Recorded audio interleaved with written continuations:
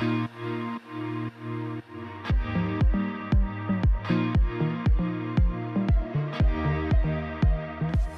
you come to Indeed, we can match you to the best next job for you and get you hired faster than anybody else. That's really, at the end of the day, what data means to Indeed, is this ability to really enrich the job seeking experience and provide a match. When you come to Indeed and you create an account and you start searching for jobs, clicking on jobs, applying for jobs, that builds kind of a profile behind the scenes of what you're interested in, right? Your behavior tells us a lot about you. And then we use, say, a positive affirmation of that. We ask you a question about what you're interested in, what languages do you know in programming, continuing to build that profile.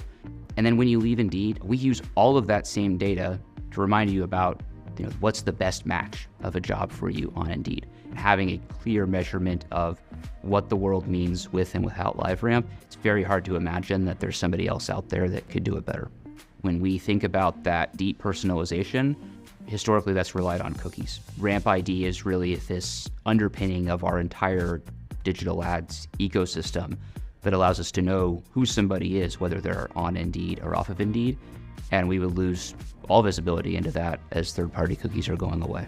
From a data collaboration perspective, it's definitely impactful for us to be able to transact on one ID, and then ultimately to just be able to have a really rich measurement picture of everything that's happening off of Indeed being tied to everything that's happening on Indeed. How does simplifying and moving our solutions to the cloud, how does that make it so that there's faster time to value, fewer questions about what the source of truth is for data, and more teams able to access more and deeper insights that much faster? Data collaboration is really about understanding our customer best, whether it's the job seeker or the employer.